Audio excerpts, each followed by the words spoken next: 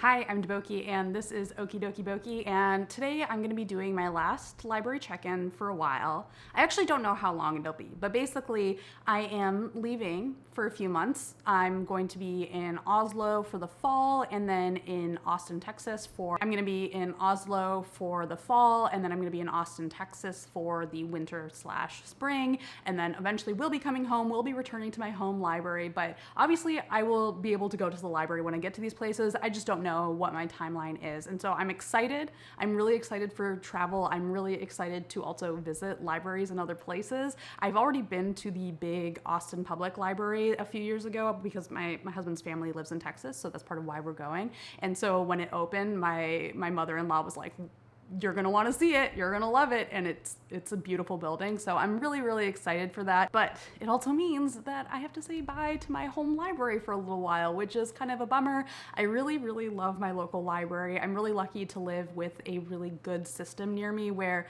even though my local library is small, they're connected to the rest of the libraries in Western Massachusetts, so it's very easy for me to get books. I feel like I get popular books here faster than I did when I lived in Boston, because even though Boston had a lot of copies of these physical books, out here there's like fewer people, so the demand is a little bit lower, but there's also all these libraries, and so they all have it. So it's been great. I love my library. I'm so happy to live in a place with a good local library, and that's part of why I've been doing these check-ins and why they've been so much fun for me, because they get me to explore my library more and to use it more and just to have that chance to appreciate it. So shout out to all the awesome local libraries and all the good librarians out there. So because we are about to leave, I actually do not have any more books checked out from the local library, but I did want to do this video kind of just for completion's sake, just because I did a library check-in earlier this summer, so I wanted to revisit it and kind of talk about the books that I had read from that last check-in. So from that time, I checked out quite a few books. I actually only ended up reading to completion 4 of them. There are a few books that I did start to read, but just wasn't in the mood for. I don't really consider them DNFs just because, I don't know, there wasn't like an emphatic moment of like, I'm never gonna read this again. It was just more of like, okay, I read a few pages. I think I'll maybe want to get back to this in the future, but for now, it just hasn't happened. So that's the thing that I love about the library. I really like that, yeah, you can do that. You can check out a book, be like, it's not for me right now, but you know, later it could be, and you can return to it. So why don't I start by just quickly listing the books that I didn't get a chance to read. So the first is We Don't Know Ourselves by Fintan O'Toole. The second is Pipe Dreams by Chelsea Wald. These are both nonfiction books where I was hoping to at least read a few chapters and get a sense for them, because I didn't think that I was necessarily going to get through all of the book, because especially We Don't Know Ourselves, like that's, I think, a pretty hefty book, and you know, it's history, it's just takes a little bit more time for me to kind of sit and work through, but I did want to get a sense for what it is so that I could figure out, you know, am I gonna try to maybe buy the book and have like more time with it or what? But it just didn't happen. I've had travel, I've had other stuff going on, so I'll just check it out in the future. Like that's what the library's for. I also didn't read Payback's a Witch by Lana Harper, which a lot of people have loved. It's a romance novel, but I just didn't get a chance. I also did not read Murder on the Orient Express by Agatha Christie. I'm getting the sense that this is gonna be one of those like white whale books. Like I'm gonna keep checking this book out from the library because I'm gonna be like, obviously Agatha Christie is a great book to have around. Like if I wanna read it, I'll just sit down and finally read it, and I know it'll be super readable, but I'm probably still gonna not get around to reading it for whatever reason. Like that's how I'm feeling this is gonna go, because I think I've now checked this out a few times and haven't actually read it. But one day I will finally read it. And then there were the books that I checked out and read a few pages and just kind of was like, no, not for me right now, but I'm gonna return to them later. And these are Kakei by Vaishnavi Patel. I read the first few pages and I just was like, you know, I think right now a fantasy courtly intrigue novel is just like not where I'm at. So when I am in the right mood, I think it's gonna be perfect for me. There are definitely times where that is exactly what I'm looking for. And I think the fact that this is connected to the Ramayana, which is a Hindu myth that is definitely something that I grew up with, that definitely adds to it. It does also kind of sometimes make me a little bit nervous, just because, you know, sometimes when there are versions of stories that you hold in your heart, reading other people's takes on them can be a little bit difficult, not because of anything that they've done, but just because, you know, you get possessive, and by you, I mean me. But I do really want to return to this later anyways, just because it is good for me to get over my own bullshit. Another book that I read a few pages of, but ended up not reading more of was Let's Not Do That Again by Grant Ginder, which seemed like a lot of fun. Like, I definitely think when I'm in the right mood, this is going to be a great book to read. It's very satirical. It's about this family that is very into politics. Like, the mom is running for senator, and this obviously affects her kids who are adults but have to like deal with her reputation as part of their own life choices. And yeah, I was enjoying it. And I think, you know, I've been rewatching Veep. There are ways where you're like, yep, this all feels related. And so I think it'll be fun when I'm like really more in the mood to engage with Veep-ish material, I guess. Then there are the books that I read a few pages of, but I had to return them to the library, and that I am now reading on my own because I decided to buy a copy of them from the bookstore. And these are Sense and Sensibility by Jane Austen and Jane Eyre by Charlotte Bronte. I just posted a video. I actually just filmed it, but you know, I'm posting this video a week after I post the other one probably. But I talked about these and why I decided to buy them, and also the fact that I am currently working on reading them. So they were definitely books that made a positive impression and also got me to buy them. Now on to the books that I actually read. I talked about 3 of these in my summer reading vlog, and I'll link to that down below if you want more extended thoughts. The first was Not All Diamonds and Rosé by Dave Quinn. This is an oral history of the Bravo multiverse, the Real Housewives multiverse, and each chapter basically takes you through one of the Real Housewives series from the beginning to end/current era. I didn't love this. I found it very frustrating, but also at the end of the day, like, it's sort of like, what was I expecting? Like, this book, the way it's set up is just inherently frustrating, but it's also inherently for a sort of reader that is there just to get more gossip about the Real Housewives that they might not have gotten enough of already, which is something that I also am. I just want it done in a more interesting way. The reason why I don't like love this book overall is it kind of is basically just like reliving everything that I have watched with Real Housewives already and have seen play out in tabloids and like Reddit forums and stuff already too. Like, it's just mashing all of those together in oral history format, which means that it's also done in the most kind of superficial way, where it just gives you quotes from all of the Real Housewives and some of the producers as well, without actually offering any more analysis of its own. So I don't fault the book for existing in the way that it does. I just don't super love it either. But also I know that I will still read anything else that's put out that's exactly like this, because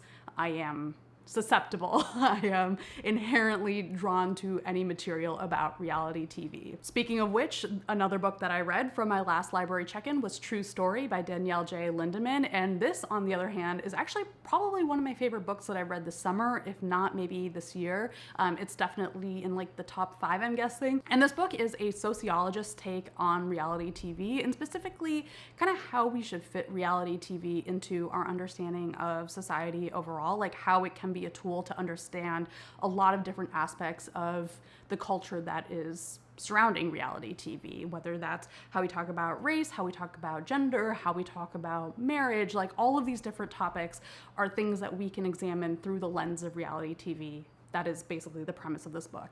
And I just thought it was really well done. I really appreciated the breadth of reality TV that she covered. There's a lot of shows that I don't watch in there, which I always appreciate, because I know that as much as I consider myself a reality TV obsessive, there are gaping holes in my reality TV knowledge. And so this book was a really great way to learn about a lot of those shows and to kind of think about how different shows are made and how the way that they're made reflects different parts of, I guess, I don't know, both the reality TV mechanisms, but also like what we're looking for from these shows. So I really love this book, and if you're someone who likes reality TV, I would definitely recommend it. Then, outside of the reality TV world, but still in the world of obscenely wealthy people, I read Trust by Hernandez, which is a fiction novel that came out this past year, has had a lot of hype around it.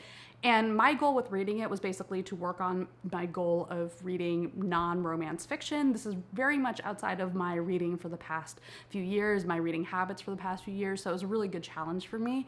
The way the book is set up, it is basically set up as books within books. Like, there are multiple little books within it. Well, 4 of them, not like a whole ton of little books, but there are 4 books within the books, and each of them are revolving around some aspect of this philanthropist couple from the 1930s, like super crazy rich, and the couple isn't real, but they are a fictional couple, and then they are further fictionalized in one of the books in a way that's really interesting. So each of these texts is sort of giving you a different perspective on them and giving you a different reading experience because they are themselves very particularly stylized to represent something in the context of like what the point of view of them is, and I don't know, just like the writing choices and everything. So this was really interesting. I don't know that I super loved it.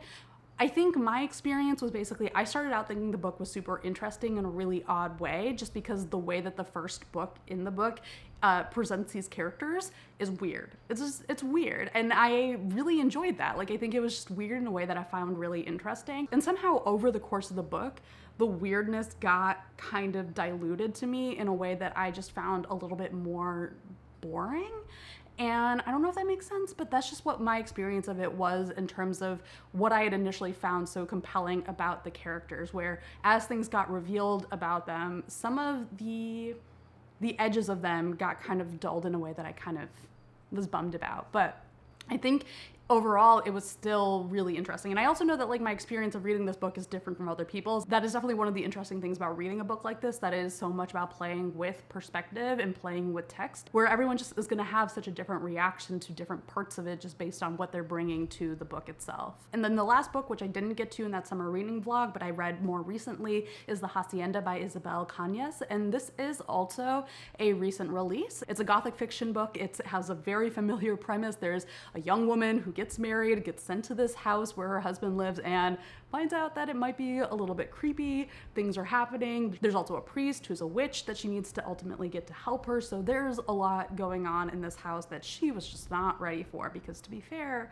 who would be? Like, who would be ready for the scary, creepy house that like is causing you to see blood everywhere, right? I really love the way that the book drew on history for its setting. Particularly, it uses a lot of the Mexican War of Independence to kind of lay the background for a lot of the characters, like how they, like what their motivations are, how they see each other, how they see their relationships to each other. And I really just thought that was very well done, and I appreciated that as part of the background. And I think the book is also really good at something that I think is kind of just one of the fun things about Gothic fiction is, like, you know, the internal tension within characters, like drawing, I think in particular, the main character, Beatrice. She has this like tension of like, she thinks she's finally found freedom and she's found power with the marriage that she's made for herself, but there's this tension both in how her family, her mother, sees this marriage, but also what she ultimately experiences when she goes to this house, that I think is really, really, I don't know, it's perfect for this kind of Gothic fiction story, and I enjoyed it. But the thing that was a little bit tougher for me and that was a little bit less successful is I just didn't find the creepy house stuff that creepy. Like, definitely, you know, like I said, like no one's ready for a house to make you think that you're seeing blood everywhere. And so that's all uncomfortable. But I think like what was missing for me was just there weren't enough moments to breathe. Like there wasn't enough moments to kind of settle into the house, into those creepy moments for things to actually get built on each other, if that makes sense. Like it just felt like the things happened, but I didn't have moments to process them and to actually settle into like the fact that actually, yeah, this is bad. Like this is,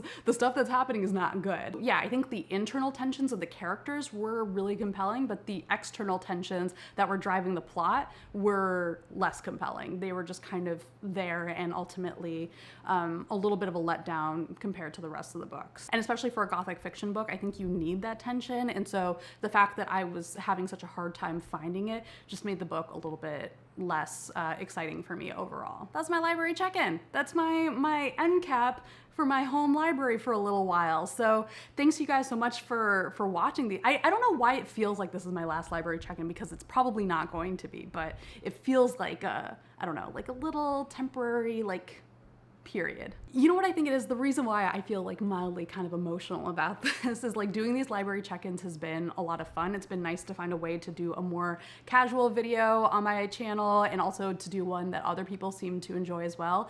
And I owe so much of that to my local library just because they're so great.